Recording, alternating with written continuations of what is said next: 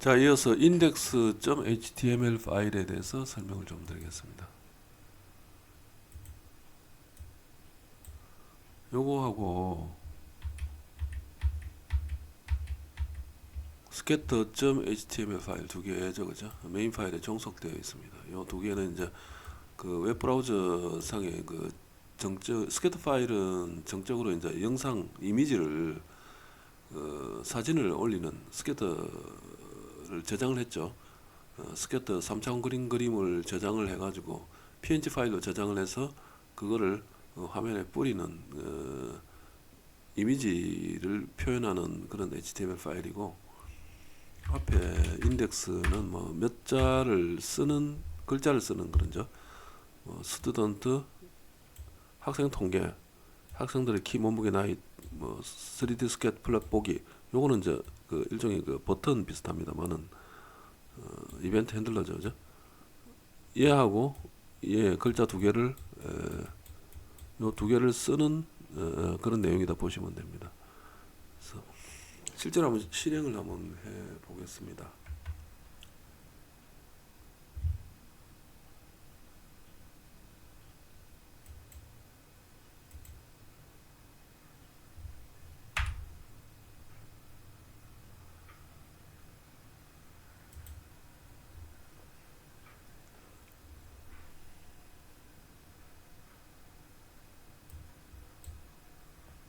파이썬인데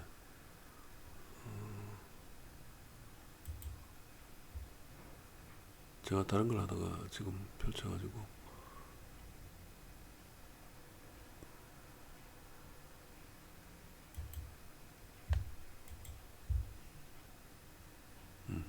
요거 같습니다. 요 파일이죠. 그래서 실행을 하면 아래쪽 화면에 이렇게 나오는 거죠, 그죠?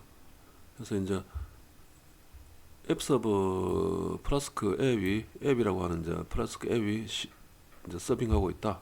디버그 모드, 아까 디버그 모드를 출을 했기 때문에 이렇게 출을 했기 때문에 디버그 모드가 ON이 되었습니다.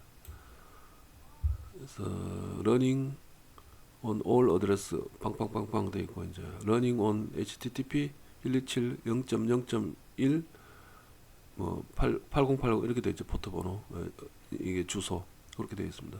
이 주소를 이제 도메인 네임 서버라는 걸 한 개 더 만들면 네이버닷컴 같은 거로 바꿀 수가 있겠죠. 예, 바꿀 수가 있습니다. 우송닷컴 이런 식으로, 그죠? 지금 두 개가 떠 있는데, 예, 빠져나올 때는 컨트롤 C 해라 뭐 그런 이야기죠. 그래서 디버그 모드가 액티브 되어 있다 그런 이야기고, 핀 넘버 나와 있죠. 그래서 요거를 클릭을 하면 웹 서버가 웹 브라우저에 뜹니다. 이렇게 지금 스튜던트 스태티스틱이라고 아까 그 제목 정했는데, 그죠? 좀 127 0.0.1 8080, 요 127 0.0.1은 이 컴퓨터 주소입니다. 그래서 학생들의 키 몸무게 나이 통계라고 되어 있고, 이벤트 핸들러가 나와 있죠, 그죠? 그래서 누르면 동작을 하죠. 이렇게 동작하는 모습이 보입니다.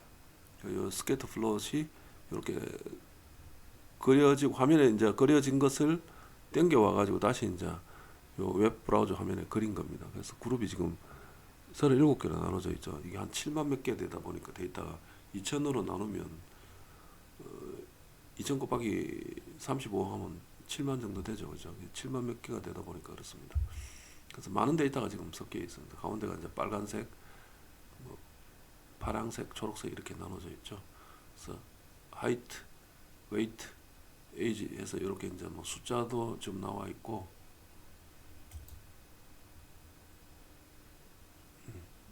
여기 지금 PPT 파일이 아니다 보니까 지금 펜이 없어져 버렸습니다. 일단 어쨌든 weight, age, height 이렇게 3차원으로 이제 표현하는 것을 스캐터 그림 산점도라고 하죠. 그래서 학생들의 그 키 몸무게 나이에 대한 산점도를 그렸습니다. 이렇게 이제 표현을 하면 127 0.0.1이라고 치면 그 다른 컴퓨터에서 네트워크에 만약에 연결이 되어 있는 경우에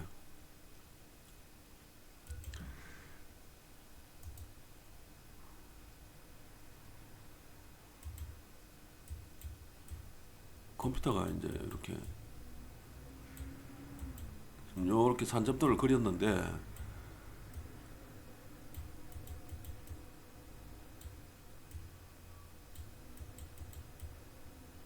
이 담당자 컴퓨터에다가 이 모니터에 이렇게 띄웠습니다. 뭐 데이터는 당연히 공장하고 연결돼서 그죠? 공장하고 연결돼 가지고 공장의 네트워크하고 연결돼서 공장에 있는 뭐 공정 PLC라든지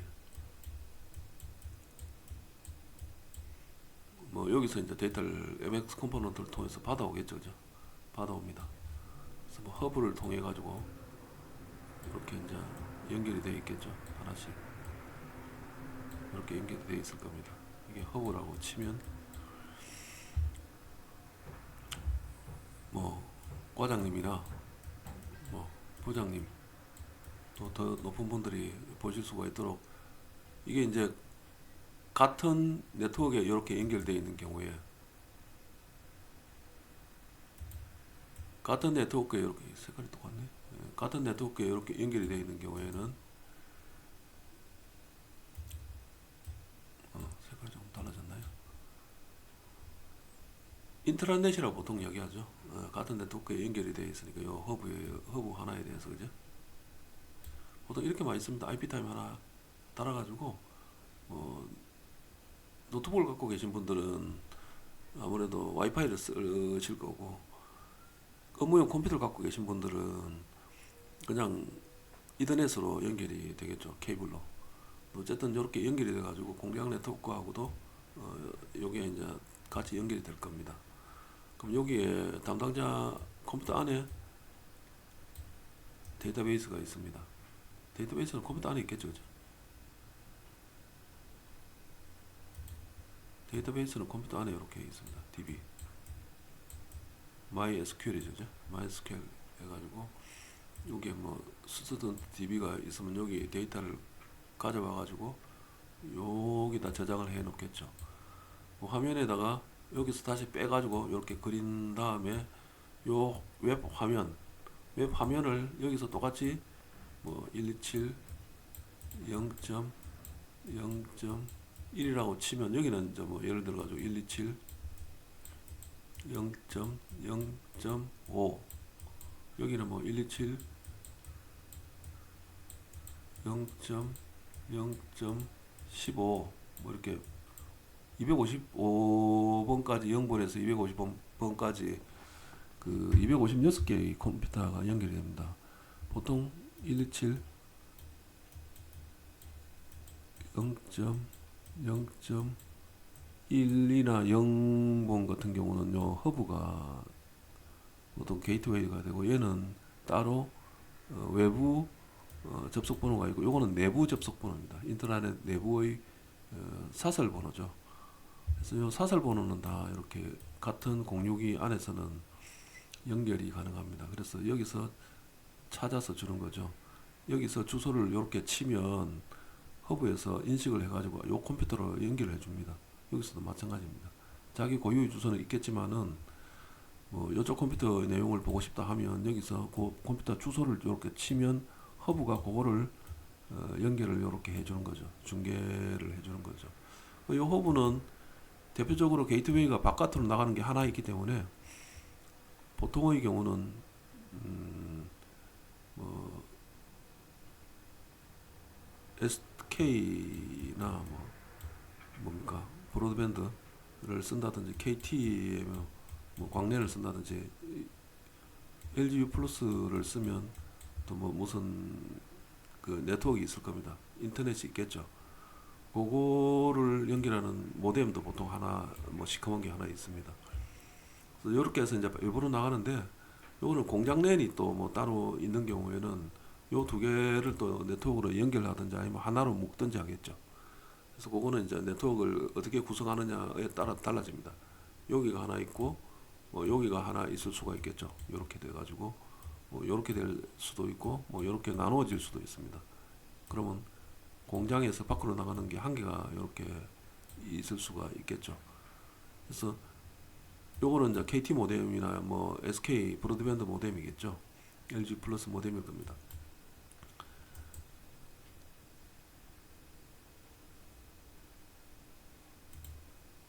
요거는 그렇게 되고, 밖에서 들어오려면 이제 여기서 요거를 거쳐 가지고 이제 안으로 들어와야 되기 때문에 요 주소를 모르면 어렵죠. 안다 해도, 바깥 주소는 안다 해도 안 주소를 모릅니다. 그래서 안 주소는 뭐 이렇게 127 0.0.1 뭐 이런 식으로 되어 있기 때문에 보통 127 0.0.0부터 255까지 끝번호만 바뀝니다. 256개가 연결이 가능하게 되어 있죠. 그래서 일단 자기가 가장 이런 번호를 하고 나머지는 이제 임의 할당을 합니다. 그래서 임의 할당하는 기능을 HDCP라고 보통 이야기합니다. 그래서 보통 그 유동 IP라고 보통 이야기를 하는데 고정 IP가 아니고 유동 IP라고 합니다. 요 허브가 알아서 배정을 하기 때문에 이런 식으로 이제 전반적으로 연결이 되어 있습니다. 그래서 여기에 띄워주면 나머지 다른 컴퓨터 인터넷에 연결되어 있는 다른 컴퓨터에서는 인덱스 요 담당자의 주소를 치면 바로 접속이 됩니다. 요 IP 타임, 제가 아는 게 IP 타임밖에 없다 보니까 IP 타임 자꾸 말씀드리는데 다른 메이커도 있습니다. 그래서 이쪽에 접속을 하면 이렇게 연결을 해준다. 네, 그런 식으로 되어 있습니다. 그런 식으로 되어 있는 것에 그 화면에 글 쓰는 index.html 파일은 이런 식으로 좀 되어 있습니다. 그럼 뭐 내용은 사실 student statistics 제목 나왔고 키 몸무게 나이 글자 나왔고 요거는 H1 폰트로 돼 가지고 제일 큰 거죠, 그죠? 1부터 6까지 있습니다. 그다음 뭐 패러그래프인데 레퍼런스 슬래시 스캐터 디렉토리에 뭐 3D 스캐터 플롯복이라는 이름으로 지금 화면에 뜨는데 얘를 클릭을 해주면 이쪽에 들어가 있는 그 이벤트 핸들러 쪽으로 갑니다. 거기에 이제 스캐터 점 뭐가 있습니까? 스캐터그램입니까? 뭐 플롯입니까? 하여튼 PNG 파일이 하나 있죠, 그죠? 네, 그렇게 지금 되어 있습니다. 그래서 바디가 요거고 헤드가 요거고 뭐 제목이 이렇게 돼 있다. 그렇게 생각을 하시면 됩니다. 내용 자체는 뭐 그렇게 어려운 내용은 좀 아닙니다. 그래서 뭐 HTML은 뭐 기본적으로 그죠? HTML 문서 루트 뭐 전체 HTML 이렇게 해주죠. 그다음 헤드 이렇게 있고 여기는 슬래시 헤드죠. 그다음 바디 슬래시 바디가 이렇게 있고 뭐 그런 식으로 되어 있습니다. 바디는 뭐 실제로 화면에 표시되는 콘텐츠고 헤드는 문서의 뭐 메타데이터. 그러니까 메타는 이제 전체 데이터 이 말입니다. 제목, 스타일 뭐 이런 것들 정의를 하는 것이고 그 HTML 문서는 HTML로 시작해서 end HTML로 이렇게 끝나죠, 그죠? 헤드 부분을 보면 이렇게 돼 있잖아요. 그래서 뭐 메타 네임, 전체 네임 이렇게 보시면 돼요. 뷰 포트 내용은 뭐 디바이스 폭, 스케일 한 배 뭐 이런 식으로 쭉 나와 있고 타이틀은 요거다 이렇게 나와 있습니다.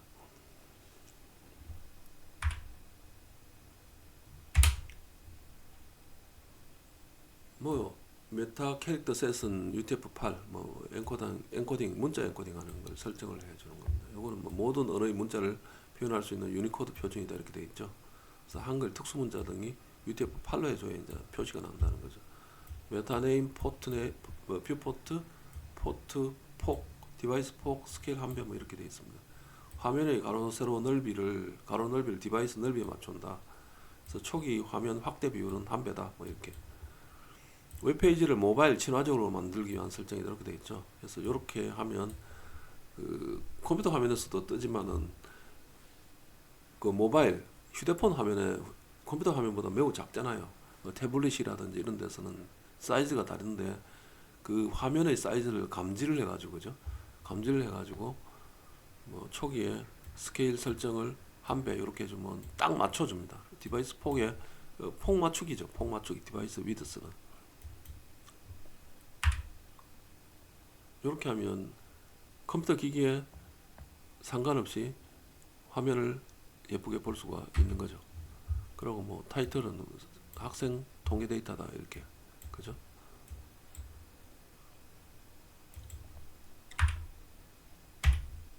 그다음 뭐 바디는 뭐 키, 몸무게, 나이 이거죠, 그죠?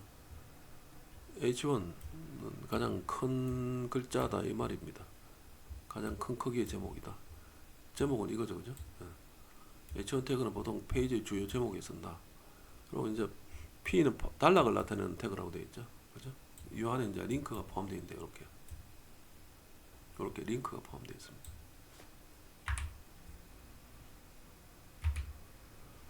그래서 링크 내용을 보면 A는 이제 하이퍼링크를 정의를 하고 레퍼런스는 슬래시 스캐터다. 그 밑에 있는 디렉터리도 그죠? 링크를 클릭하면 스캐터 경로로 이동을 합니다. 스캐터는 서버에서 해당 경로에 대한 응답을 처리를 해야 된다. 그래서 3D 스캐터 블록 보기. 하이퍼링크의 텍스트다. 사용자가 이 텍스트를 클릭하면 링크가 작동을 한다는 거죠, 그죠? 자, 스캐터 파일입니다. 스캐터 파일은 앞에는 똑같죠, HTML 바디 있고 헤드가 있습니다. 메타데이터도 뭐 똑같습니다. 지금 내용은 차이가 전혀 없죠, 그죠? 바디만 틀립니다. 요것도 글자만 바꾼 거고, 그죠? 중요한 건 이제 영상 소스를 이렇게 써준다는 거죠. 영상 소스, 이미지 소스. 스캐터 이미지다. 그리고 하이퍼링크는 뭐 이렇게 되어 있습니다. 홈으로 돌아가기. 누르면 이제 홈으로 돌아가기 이렇게 되어 있는 거죠.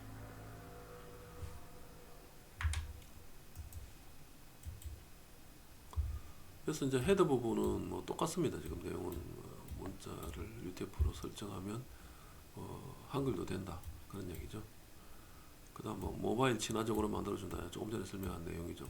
화면 넓이를 디바이스 실제 넓이하고 똑같게 설정해주고 확대비는 1로 한다. 제목 써준다 뭐 그런 얘기입니다. 그다음 바디 부분에서 달라지는 거는 요거는 그대로죠, 그죠? 글자 제일 크게 해가지고 이렇게 써준다. 그 다음 이미지 소스가 나와 있죠. 그래서 이미지는 이미지를 표시하는 태그죠. 그래서 이렇게 써주면 스캐터 이미지는 이제 템플릿 변수 플라스크와 같은 백엔드 프레임워크에서 동적으로 값이 삽입된다. 그래서 예를 들어 파이썬 플라스크 서버에서 스캐터 이미지 변수에 특정 이미지 경로가 전달될 수가 있다. 그래서 슬래시 스태틱 이미지 scatter.png 해가지고 뭐 png 파일 있는 경로를 지정을 해 줍니다. 뭐 이미지가 표시되지 않을 경우 뭐 얼터 대체 텍스트로 이제 3D 스캐터 플래시 표시가 되겠죠. 이미지가 로드되지 않을 경우는 이제 예외의 경우니까 일반적으로는 이제 이미지가 로드가 되는데 혹시 안 되면 이렇게 글자만 표시한다 이 말입니다. 가끔가다 깨져 나오는 경우가 보셨을 겁니다. 웹에서도. 그래서 P는 단락을 나타내고 이 안에 이제 요거 홈으로 들어가기가 포함되어 있다. 그래서 앵커 태그라고 보통 A를 이야기를 한다. 그래서 앞에 보면 요 A 슬래시 A 요걸 앵커 태그라고 한다 하는 거죠. 루트 경로를 나타냅니다. 슬래시 루트 그러니까 메인 노트 지금 현재 프로젝트 파일이 있는 곳 일반적으로 홈페이지로 연결이 된다. 홈으로 돌아가기는 클릭 가능한 링크다. 누르면 이제 홈으로 돌아가기가 되겠죠, 그죠? 전체적으로 뭐 3D 스캐터 플랫이 이제 브라우저에 표시가 되겠죠. 그리고 이제 이런 제목이 표시가 되고 스캐터 이미지라고 하는 템플릿 변수를 통해서 동적으로 이미지가 이제 삽입이 되고 걔가 이제 렌더링 그림을 그린다는 얘기입니다. 그리고 홈으로 돌아가기를 누르면 다시 홈페이지로 이동을 하겠죠. 그래서 이런 식으로 되어 있습니다. 그래서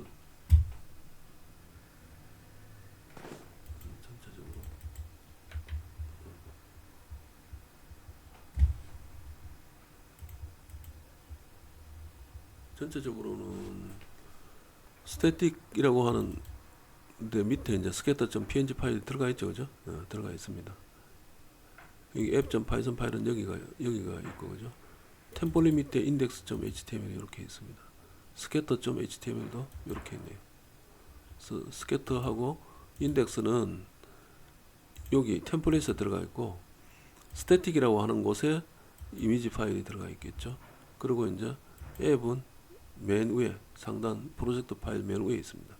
이런 식으로 세 개가 구성이 되어 있어서 여기에서 메인 해가지고죠.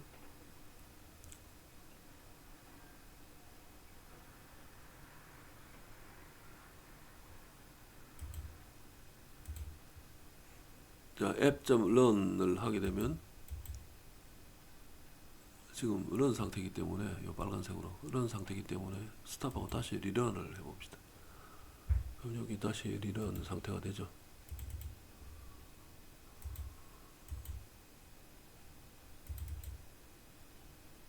동작을 안 하나요?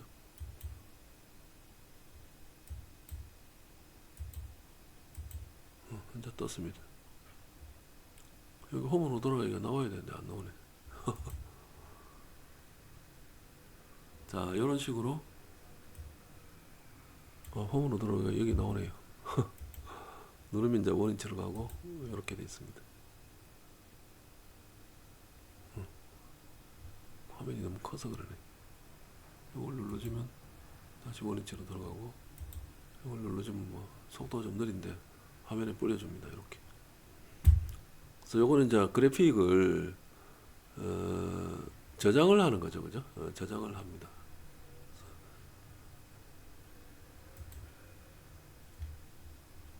그래픽을 그려주는 것은 여기 스캐터에서 그림을 그려주겠죠, 그죠?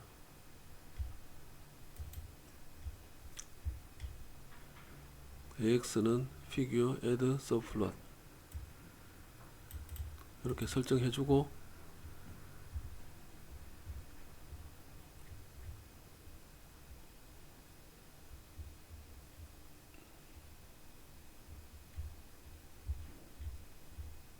AX scatter라고 하는 함수를 동작시켜서 그림을 그려줍니다. 여기 이제 그림 그려주는 함수죠, 그죠? 그리고 이렇게 그리고 난 다음에 PLT save figure 해가지고 요 그림 화면에 있는 그림을 요 디렉토리로 저장을 해주는 역할을 plt.save figure에서 합니다. 이렇게 하면 저장이 되겠죠. static save scatter.png가 요겁니다. 요거 요 static의 scatter png 요로 저장이 된다는 거죠. 그런 다음에 이제 그림 그리기 소프트웨어를 닫고 뭐 리턴해서 이제 여기 저장된 거 그림 그리는 거는 이제 버리고 저장된 거를 여기 불러와 가지고 렌더 템플릿 하면 화면에 그림이 보이게 되는 거죠. 예, 그렇게 되어 있습니다. 그래서 if 플라스크 네임이 메인이면 앱.run 해라 그런 얘기죠. 그런 얘기입니다. 자, 이것으로 14강에 대한 그 플라스크 앱에 표현하기에 관련된 설명은 전부 다 드렸습니다. 이번 학기에 제가 사실 이 스마트 설비 운영하고 이제 뭐 스마트 운영 시스템 쪽도 결국은 같은 내용을 좀 하게 됐는데, 이 두 개는 스마트 팩토리에서 기본적으로 이제 공장에서 발생하는 데이터를 수집을 하고 취득을 하는 거죠. 데이터 액퀴지션 하고 그거를 데이터베이스에 저장을 하고 저장된 데이터를 끄집어내서 이제 여러 가지 표현도 해보고 또는 웹에 이제 다시 표현을 해보는 스카다 시스템도 비슷합니다. 스카다도 결국은 데이터를 받고 저장하고, 스카다 시스템이 보통의 경우에는 데이터베이스하고 연결이 되어 있으니까 그까지는 똑같습니다. 똑같고 이제 화면에 표시하는 것, 그리고 이제 스카다 시스템에서 보통 이제 그래픽을 좀 뭐라고 해야 됩니까? 그 GT 디자이너 3를 가지고 화면에 그 버튼을 그리고 그 버튼을 눌러서 PLC의 동작을 실행시키는 그런 이제 그 그림으로 또는 뭐 터치 화면에서 그 소프트웨어로 작화를 해가지고 그 터치 파넬을 만들 수가 있었듯이 스카다 시스템도 그 기능은 들어가 있습니다. 화면 작성 기능들 작화를 해가지고 버튼을 누르면 버튼이 동작을 해서 어떤 이제 그래프를 그리는 것들을 목적으로 하고 뭐 혹가다가 이제 스카다의 목적이 제어도 하는 것이니까 뭐 생산 라인에 생산 시작 신호를 준다든지 하는 걸 할 수가 있겠죠.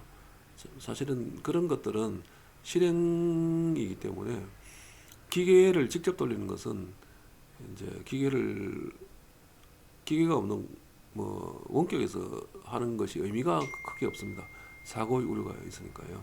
어쨌든 스카다 시스템도 구조가 비슷하고 지금 여러분들에게 설명을 드린 스마트 팩토리의 가장 기본적인 스마트 팩토리의 최상위에 있는 것이 바로 공장의 스마트화하지 않습니까? 그래서 데이터를 받고 그거를 저장하고 표현하고 웹에 다시 표현하는 이런 웹에 전송을 한다고 이야기를 했는데 그런 기술들이 스마트 팩토리의 뭐 최종 단계라 이렇게 말씀을 드릴 수가 있습니다. 그래서 이 수업은 좀 내용이 좀 어려웠다고 제가 생각이 좀 되는데 결과적으로 제가 요거 준비할 때는 그렇게 어렵다고 생각을 좀 안 했는데 약간 좀 차이가 좀 그 학생 여러분들하고 저하고 이제 좀 제가 편견이 약간 좀 있었던 것 같기는 합니다.